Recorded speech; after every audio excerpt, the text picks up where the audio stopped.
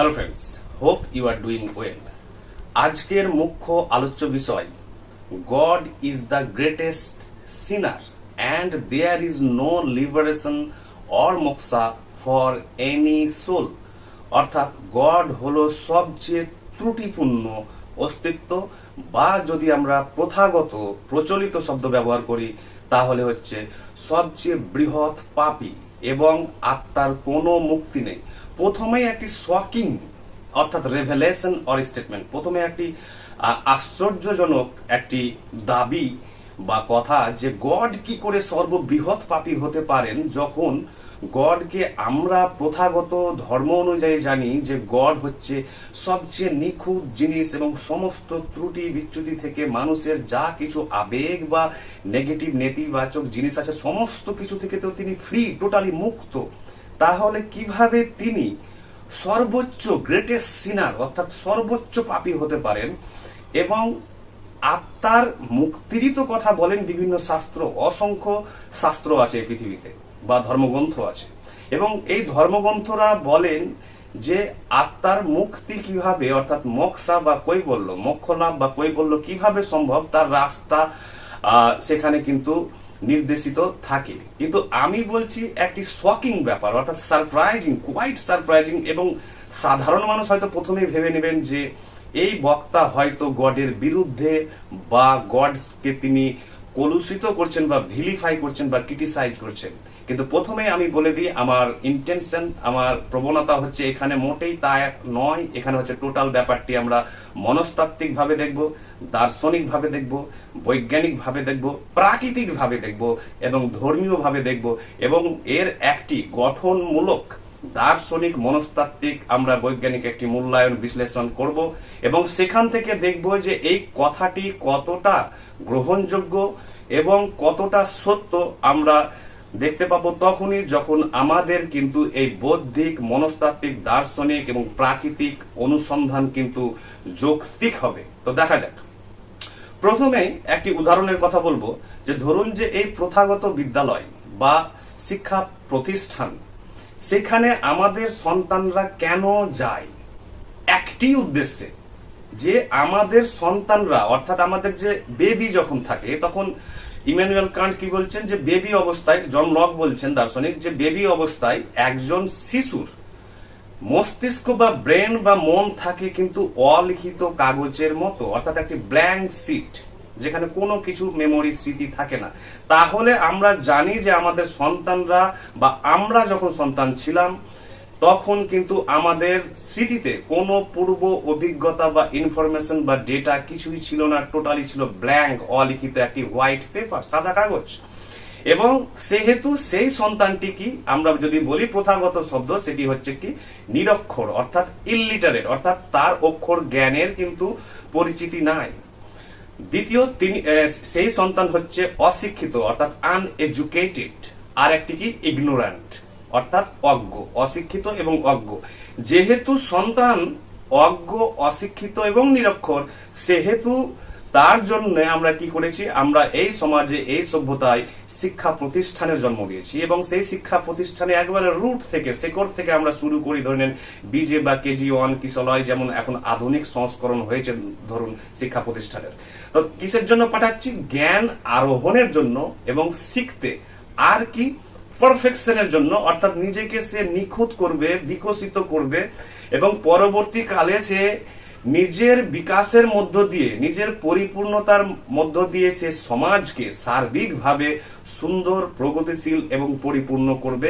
এই অভিপ্রায় নিয়ে প্রত্যেক অভিভাবকরা কিন্তু তাদের নিজের নিজের সন্তানকে বিদ্যালয়ে বা শিক্ষা প্রতিষ্ঠানে পাঠান। এই ঘটনাটির একইভাবে, অর্থাৎ ইন দ্য সেম ওয়ে, একইভাবে এই পৃথিবীটা হচ্ছে একটি বিশাল বিদ্যালয় বা শিক্ষা প্রতিষ্ঠান। সেখানে অসংখ্য অগণিত আত্মা কিন্তু আসে বিভিন্ন জীবের শরীর ধারণ করে, অর্থাৎ এখানে যে আত্মাগুলো আসে তাদের শরীরের প্রয়োজন, এবং তাদের কর্মের উপর ভিত্তি করে তারা কিন্তু বিশেষ বিশেষ নির্দিষ্ট শরীর, বিভিন্ন প্রাণী প্রজাতি, পতঙ্গ থেকে শুরু করে ইনক্লুডিং মানুষ, তারা কিন্তু সেই শরীর ধারণ করে। এবার কেউ বলতে পারেন না আমরা আত্মায় বিশ্বাস করি না, যেহেতু আমরা নন বিলিভার, অর্থাৎ আমরা বিশ্বাস করি না যে গড আছে বা অতিপ্রাকৃত ঘটনা আছে বা পুনর্জন্ম আছে বা আত্মা আছে, আমরা বিশ্বাস করি না। যারা বিশ্বাস করেন না তারা স্বাভাবিকই বলছেন, অর্থাৎ ঠিকই বলছেন, কারণ আপনারা যেহেতু এ ব্যাপারে গভীর মনস্তাত্ত্বিক, দার্শনিক, বৈজ্ঞানিক, প্রাকৃতিক এবং মিস্টিক্যাল অতীন্দ্রিয় জগতের কোনো খোঁজ করেননি ভালো করে ডিপলি, অর্থাৎ আপনি 10 বছর বা 20 বছর হয়তো এখানে স্টাডি করেননি, গবেষণা করেননি বা অনুসন্ধান বা অন্বেষণ করেননি, সেহেতু আপনি কিন্তু আপনার বিশ্বাসে আটকে থেকে গিয়েছেন যে আমি বিশ্বাস করি যে এইসব নেই। তাদের জন্য আমি রিকমেন্ড করব যে আমার একাধিক ভিডিও আছে যে মানুষের পুনর্জন্ম হয় এবং আত্মার অস্তিত্ব আছে, সেই ভিডিওগুলিতে আপনি বিস্তারিত ইনফরমেশন এবং ডেটা আপনি বিশ্লেষণ পেয়ে যাবেন। তারপরেও যদি আপনার কোনো কৌতূহল বা আরো কিছু জানার ব্যাপারে থাকে তাহলে আপনি অবশ্যই সেখানে লিখে জানাবেন। ওকে, তো তাহলে এই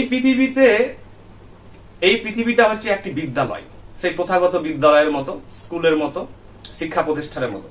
এই বিদ্যালয়ে কারা পড়তে আসে? তারাই সেই অজ্ঞ, অশিক্ষিত, নিরক্ষর শিশুর মতো।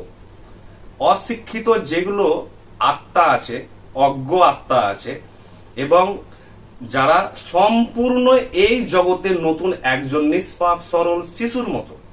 তাই তারা এখানে আসে মানুষের শরীর ধারণ করে বা অন্য কোনো প্রাণী বা প্রজাতির শরীর ধারণ করে তারা শিখতে আসে এই মহাবিশ্বের এবং পৃথিবীর নিয়ম কানুন, আদব কায়দা থেকে, কর্ম থেকে, সংস্কার থেকে শুরু করে সমস্ত তারা ট্রানজাকশনে, লেনদেনে কিন্তু অংশগ্রহণ করে এবং দৃশ্য অদৃশ্য ভাবে এবং জ্ঞাত অজ্ঞাত ভাবে তারা কিন্তু সচেতন অসচেতন ভাবে তারা কিন্তু তাদের জীবনের শিক্ষা শুরু করে। কিসের জন্য? কারণ এইখানে এসেছে একটাই কারণে, শিখতে। এবং সেই শেখাকে বলা হয় এখানে ধর্মীয় অর্থে বলা হয় পারফেকশন, অর্থাৎ তাকে নিখুঁত হতে হবে, এই জন্য আসা। সে যতক্ষণ না নিখুঁত হচ্ছে, পারফেক্ট, অর্থাৎ তার কামনা বাসনা থেকে, চাওয়া পাওয়া থেকে, জ্ঞান থেকে, উপলব্ধি থেকে এবং সর্বশেষ সত্যের যতক্ষণ না সে সন্ধান পাচ্ছে ততক্ষণ পর্যন্ত তার কিন্তু পুনর্জন্ম, অর্থাৎ জন্ম মৃত্যু হতে থাকবে। এটা অনন্তকাল ধরে এটা বিশ্বাস করা হয়, অর্থাৎ ধর্মগ্রন্থে বা বিভিন্ন শাস্ত্রে কিন্তু এর উল্লেখ আমরা দেখতে পাই। তো প্রশ্ন হচ্ছে যে এই সোলগুলো কোন ধরনের সোল? এই সোলগুলো হচ্ছে সম্পূর্ণ সোল হচ্ছে ধর্মীয় পরিভাষায় পাপী। আমরা যেমন আধুনিক শিক্ষায় বলছি পরিভাষা, আধুনিক শিক্ষার পরিভাষা কি? অজ্ঞ বা অশিক্ষিত বা নিরক্ষর, এটা আধুনিক শিক্ষার পরিভাষা। কিন্তু আপনি যখন ধর্মীয় পরিভাষা ব্যবহার করবেন তখন এটা শব্দ হবে উপযুক্ত পাপী, অর্থাৎ সিনার। তাই প্রত্যেকটি সোল বা আত্মা যার এই পৃথিবীতে জন্ম হয় সে প্রত্যেকটি আত্মা হচ্ছে কিন্তু পাপী। পাপী না হলে সে এই পৃথিবীতে জন্মগ্রহণ করবে না। তিনি যত বড়ই দার্শনিক হন, জ্ঞানী হন, সেজ হন, ঋষি হন, মহাপুরুষ হন, মনীষী হন, যত বড়ই সে বিখ্যাত ব্যক্তিত্ব হন না কেন, তার এই পৃথিবীতে আগমন হয়েছে এর কারণই হচ্ছে সে পাপী এবং সে নিজেকে নিখুঁত করার জন্য এসেছে, অর্থাৎ সমস্ত কামনা বাসনা থেকে সে নিজেকে মুক্ত করার জন্য এসেছে, তার মোক্ষার জন্য বা কৈবল্যের জন্য, অর্থাৎ মোক্ষ লাভের জন্য বা আত্মার মুক্তির জন্য। এবার নেক্সট প্রশ্ন আসছে যে এখানে তাহলে আমরা যা কিছু দেখছি সমস্ত প্রাণী কিন্তু পাপী। এবার কোশ্চেন হচ্ছে যে স্কুলে সেই যায় যে পড়া জানে না, বিদ্যালয়ে বা শিক্ষা প্রতিষ্ঠানে কে যায় যে জানে না, যে অশিক্ষিত অজ্ঞ। এই পৃথিবীতে কে আসে? যে পাপী, সেই আসে একমাত্র। এবার নেক্সট কোশ্চেন হচ্ছে যে হোয়াট ইজ সোল অ্যাকচুয়ালি? আত্মা কি? দ্বিতীয়, where does soul come from, অর্থাৎ আত্মা কোথা থেকে আসে? এটি হচ্ছে প্রশ্ন। তো আত্মা আমরা জানি শাস্ত্র এবং ধর্মগ্রন্থ এবং প্রচলিত অসংখ্য ধরুন ধারা আছে আধ্যাত্মিকতার, লিখিত এবং অলিখিত এই পৃথিবীতে ধরুন সমস্ত জায়গায় ধরুন ছড়িয়ে ছিটিয়ে আছে, যে দুটি বিশ্বাস কিন্তু চলে। একটি হচ্ছে যে আত্মা ডুয়ালিস্টিক ফর্ম হয়, অর্থাৎ দ্বৈত মতবাদ অনুযায়ী একটি আত্মা, আর একটি হচ্ছে অদ্বৈত মতবাদ, অর্থাৎ ডুয়ালিস্টিক স্কুল অফ থট, আর একটি হচ্ছে নন ডুয়ালিস্টিক স্কুল অফ থট, অর্থাৎ দ্বৈতবাদ। দ্বৈতবাদ মানে হচ্ছে দুই, অর্থাৎ ডুয়ালিটি, দুই মানে বলা হচ্ছে এখানে যে দুটো জিনিসের এখানে অস্তিত্ব আছে এই মহাবিশ্বে। একটি হচ্ছে ইন্ডিভিজুয়াল সোল, আর একটি হচ্ছে কসমিক সোল বা সুপ্রিম সোল, অর্থাৎ ডুয়ালিজমের মতে, দ্বৈতবাদের মতে, যে একটি হচ্ছে ব্যক্তি আত্মা, অর্থাৎ আমার মধ্যে একটি আত্মা আছে, এটি হচ্ছে ব্যক্তি আত্মা, অর্থাৎ আমার ইন্ডিভিজুয়াল সোল। আরেকটি দ্বিতীয় হচ্ছে, সেটা হচ্ছে চরম আত্মা বা সর্বোচ্চ আত্মা, বা কেউ পরমাত্মা বলতে পারে, কিন্তু উপনিষদে এটা কোথাও কিন্তু উল্লেখ নেই পরমাত্মা বলে কথাটা, যদিও পরমাত্মার ব্যবহার করা হয়।